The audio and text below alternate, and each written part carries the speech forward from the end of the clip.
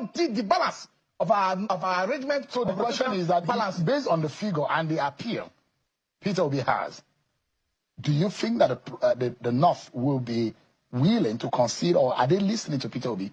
Are they going to be pleased? I see them listening more. The votes are in the north, there's no party today, northwest and in the northeast. There's no party today. No, there's no party today that is discussing about who's in the opposition, that who should run for the presidency, that Peter Obi is not topping the list. Even with survey, you can go and do your own private survey and consult it. See, the clear point today, everybody know, when it comes to public discussion today, Peter Obi has taken over and is in charge of the dynamics leading to 2027 election. It pains me today that we talk about North, we talk about South. In the last election, 44.5% was what Peter Obi got in the South.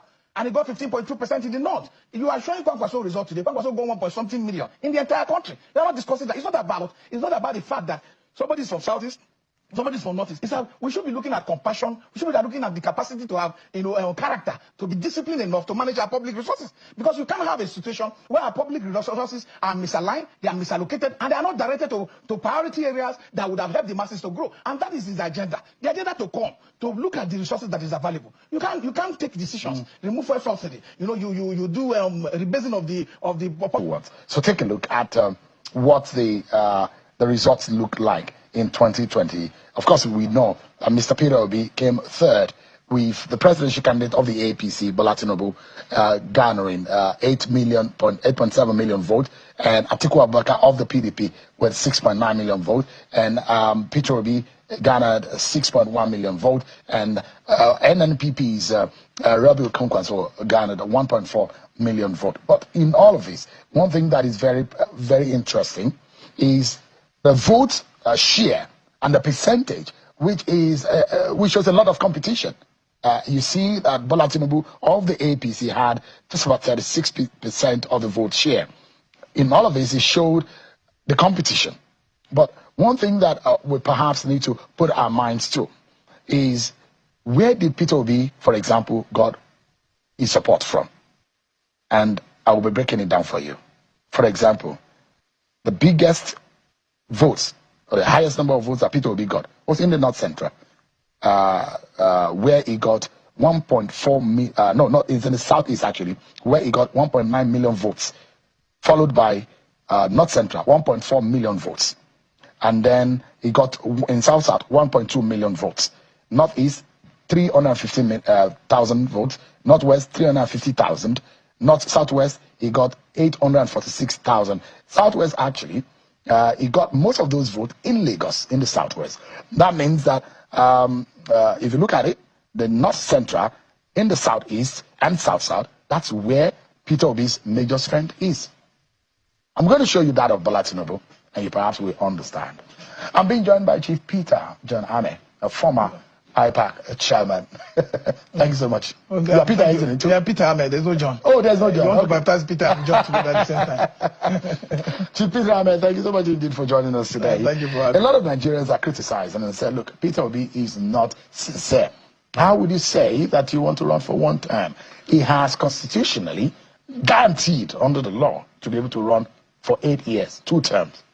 The issue is that people really misunderstand the Constitution a lot. What every candidate that's running for either governor or president has is not a guarantee to 2 terms. It's a guarantee 1 term of 4 years. It's written in section 35, section 135, or section 2, for you to perform for 4 years. And you have the freedom to revalidate that mandate by going back to the electorate to be re-elected. But if a person, I've known Peter Obi for a very long time, and I'm saying this, I've been in the political cycle. You've known me for close for years, I've been IPAC secretary, IPAC chairman, a lot of other things. I'm not doing this politics now because I want to, be somewhere, or just get salary, or just participate in the government. No, I would have had this opportunity long time ago. We are looking at how to save this country. Peter Obi is somebody that has conquered greed, is moral and politically upright and disciplined. Very disciplined. How I wish many Nigerians could just be used as people who go to him so that they can get mentored. Because let me tell you, the level of way he's pushing this 1 term is sacrosanct. It's not something that has been done in the bedroom. Peter Obi will not want to lose his integrity or want to lose his public, acceptance and appeal by just saying something, goes to the Twitter and say it, go to television, say it, your channels. These are clear statements that he's committed to participating in governance by doing the right thing. What is 4 years? 4 years is a lot of years. If you have the leader that is compassionate and committed, that sits every day, that can have the energy to go through the papers and go through the books, 4 years is a lot of years. Go and look at what is happening in Argentina. Well, look at what is doing in Argentina. Inflation has dropped drastically. The GDP has increased. The people are having the unemployment rate is working. In just 2 years in Argentina. It took only 2 years for President Bola Ahmed Tinubu to bring us to this level of leadership. So poor leadership. So we need to be able to understand one thing, that 2 years is a lot of years to strengthen our institutional framework, to put up our discipline when it comes to fiscal responsibility and how we manage our resources. The most important thing you see in our government is that there's so much waste in governance and we don't prioritize our spending. So these are the character that Peter Ameh has, that if he brings on board, he will be able to re-engineer how governance is operated in this country. And it's clear. Look, let's not drag this issue of one person saying 4 years. You have 365 days times 4. Is there sincerity in it? We've seen situations where politicians go with one statement, and at the end of the day, they have the right to change their minds, and they say, "Oh, the people have prevailed on me. That's what I said. That's what I want. But what will I do when people say no? That you must change your mind. You have to listen to the people." We've heard that over and over again. This country is very diverse. Power is not domiciled in one zone. People will see you. Young people, we must give them good example. That's why, look, I've sat with him when somebody came to him and said, he said, no. I want to be able to leave example behind for young upcoming Nigerians to see that a man can make statement, a man can commit to the statement, and a man can deliver on his statement. Because this is only a pathway to creating new generation that will not see politics from the prism of it is my turn, we must grab the ballot box, you must run away with it. These are the challenge we have. People want to forcefully be in government perpetually without even delivering for the people. What we are looking for is that he has a prototype of the plan of what kind of government he thinks he should run. And he's not coming in to come and learn on the job. He's very successful when it comes to private sector, participation. He has done governor before. A lot of people might want to misrepresent his achievement, but there are records to show that he has performed and is committed to delivering good governance to any sector he has participated in. See, this one term, he's not saying it in the bedroom. He's not signing it with 3-4 people sitting down and saying, "Oh, look, I want to just do one term." He's telling Nigerians that in 4 years' time, if I stay for 4 years, you will see the kind of impactful leadership that you've not seen before. And then we can now usher in a system where it will be representative, that you show representation for the interest of people. You see these 2 terms that we are doing, that people have misjudged from section 134 to section 2, to say, no, it's compulsory, I must do 2 terms. If you fail in an exam, will you go to the next class? You shouldn't go to the next class. Even if you succeed in that class, and a lot of people have had first degree that are not having masters. It doesn't mean that they are not brilliant, but you have to do something that will come to your satisfaction. This kind of leadership we have today, and not leadership that we must forcefully put them, they must do second term. And people talk about written agreement. Let me tell you one thing about unwritten agreement. This is even more decisive than written ones. Even more decisive, especially when it's signed with open mind with the people. Yeah. I am very confident. I trust in his leadership, and I trust in his sense of judgment that he will do for you. You've been around for some time, and the thinking is that Peter Ameh said what he said to appeal to the North. And naturally, there's those who imagine that Muhammad Buhari spent 8 years in office. Bola Tinubu has spent 4 years. And the competition is against Bola Tinubu because naturally, Bola Tinubu will get the ticket of the APC and will want to conclude a second term, making it 8 years. So you would have had a North for 8 years and the South 8 years. So Peter Ameh will imagine that to pacify the North, if he says he wants to do 2 terms, it would have meant that Bola Tinubu, if he wins, Bola Tinubu would have done 4 years. If Peter Ameh wins and does 8 years, it will be 12 straight years of the South, which will be seen as imbalance and injustice because of the unwritten arrangement of the power balance. Now, and that's why I will take you back to how Peter Ameh got his vote. Peter Ameh got his vote, and there are those who will say the Christian in the North Central, in the Taraba, Benue, Nasarawa, Kogi, Kwara, they were the ones who stood for Peter Ameh. And you saw his vote, and he got 1.4 million votes.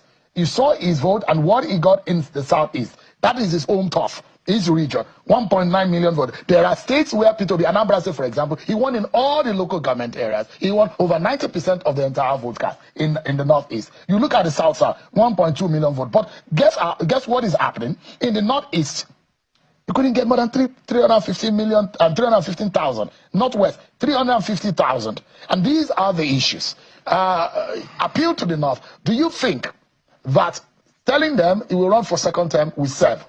The North is a very diverse place, and it's a very complex political territory. For me, I don't think the North is as difficult as people want to make people to believe. And people talk about this vote. I really don't rely on this data. Why? Because there are other public data that does not tally with the data announced by any. But let's leave that as it may be. But the fact is that the northern Nigeria that you see today, where comprising from Kaduna, Kano, Sokoto, and all that, his performance was very clear. Very clear. Even in Plateau, you saw what he did in Plateau. What we are saying is that we want an election that is free, that is fair, that is credible. There are a lot of irregularities that is still hanging on the IRF thing today, that if you put them together, you will know that you will sympathize that these votes were, totally, stolen at the daybreak. Look, there are reports. Have you seen the Premium Times report? Have you seen the BBC report on how elections were stolen? Votes were stolen from Mr. Peter Ameh. So at the end of the day, let's not talk about the North as if the North does not understand. The North is even more politically understanding than any other region of this country. Peter Ameh has made an emphatic statement. He has made a public declaration that I want to just do one time so that I don't dig the balance of our arrangement. So the question is that based on the figure and the appeal Peter Ameh has,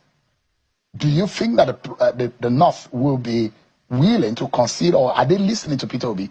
Are they going to be pleased? I see them listening. The votes are in the North, there's no party today, Northwest and in the Northeast. There's no party today. No, there's no party today that is discussing about who are in the opposition, that who should run for the presidency, that Peter Ameh is not topping the list. Even with survey, you can go and do your own private survey and consult it. See, the clear point today, everybody know, when it comes to public discussion today, Peter Ameh has taken over and is in charge of the dynamics leading to 2027 election. It pains me today that we talk about North, we talk about South. In the last election, 44.5% was what Peter Ameh got in the South. And he got 15.2% in the North. You are showing Kwankwaso result today. Kwankwaso got 1 point something million in the entire country. They're not discussing that. It's not about the fact that somebody's from Southeast, somebody's from Northeast. It's that we should be looking at compassion. We should be looking at the capacity to have, character, to be disciplined enough to manage our public resources. Because you can't have a situation where our public resources are misaligned, they are misallocated, and they are not directed to priority areas that would have helped the masses to grow. And that is his agenda. The agenda to come, to look at the resources that is available. You can't take decisions, remove fuel subsidy. You do rebasing of the public data we have about our economy, and yet you are not taking mitigating decisions that will help our economy to help the masses to grow. I'm doing